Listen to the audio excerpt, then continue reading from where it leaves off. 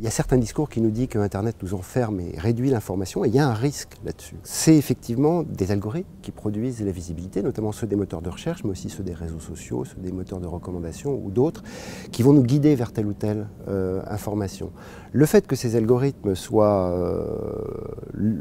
la propriété de grands groupes américains ayant un pouvoir considérable aujourd'hui sur le web est un problème. Il y a effectivement des manières de classer par la popularité, par la réputation,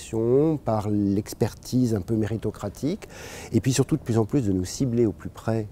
individuellement en nous prétendant que ça nous rend service. Il faut bien qu'on comprenne ces nouveaux systèmes de classement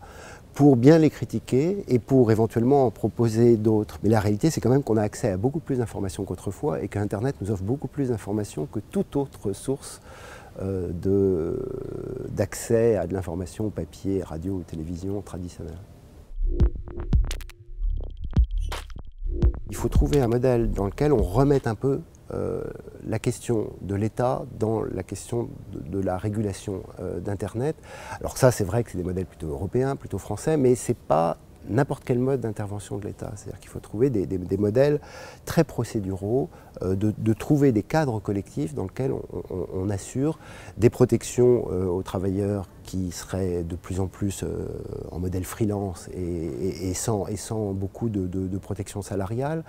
et des protections aussi sur la question de la gestion des données. Et ça peut être, mais je suis très prudent là-dessus, parce que c'est aussi la France qui a inventé la loi de protection militaire sur la surveillance des communications téléphoniques. Donc je ne mettrai pas tous mes pions dans la confiance absolue dans l'idée d'une régulation publique, mais je pense qu'une régulation publique intelligente est imaginable et que c'est une chose à soutenir. Ça, c'est compliqué parce qu'il y a des forces dans les deux sens. Il y a un modèle qui est maintenant présent et dans lequel les pouvoirs publics se sont engagés, c'est celui de l'open data. Donc c'est effectivement l'idée de l'accountability, de rendre plus transparent un certain nombre d'activités publiques qui sont faites au nom des citoyens, avec les citoyens, donc de leur montrer les données, de rendre ces données publiques et accessibles pour imaginer des services, des solutions et aussi rendre possible la critique d'un certain nombre d'actions. Alors ça me paraît juste, mais on n'est pas du tout dans le modèle, parce que souvent quand on agite le spectre de la transparence, on a cette idée que tout d'un coup tout deviendrait translucide et qu'on entrerait dans les moindres secrets. La réalité des big data et de l'open data, c'est souvent qu'on nous dit que toutes les données sont là, qu'il est facile de les interconnecter. En réalité, il y a un peu de données, il n'est pas très facile de les interconnecter, on a beaucoup de données qui ne sont pas très intéressantes et les bonnes données, les entreprises les gardent pour elles. Donc il faut à la fois de la critique forte, militante à la Wikileaks pour percer des coffres, et puis aussi sans doute encourager pouvoirs publics, associations, citoyens à s'emparer des données publiques pour en faire des choses, et aussi à contrôler la manière dont les entreprises vont utiliser les données publiques et de vérifier que les entreprises participent aussi au jeu de l'open data en livrant des données d'intérêt général qui peuvent servir à l'ensemble des citoyens. Je crois que c'est compliqué. Moi, mon intuition initiale, j'avais autrefois été dans des initiatives de ce type-là,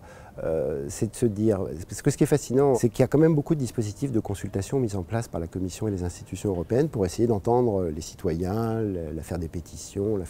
et puis tous les principes de consultation.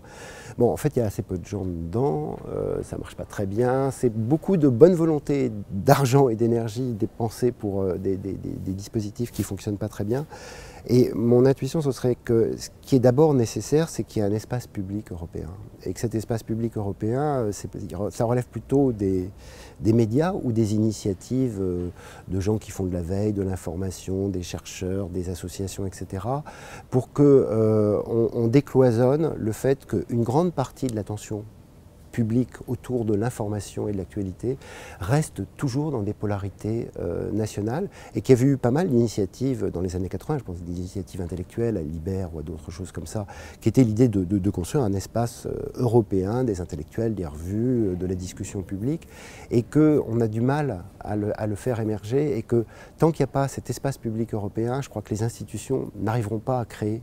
quelque chose s'il n'y a pas d'abord ce terreau initial qui est mis en place.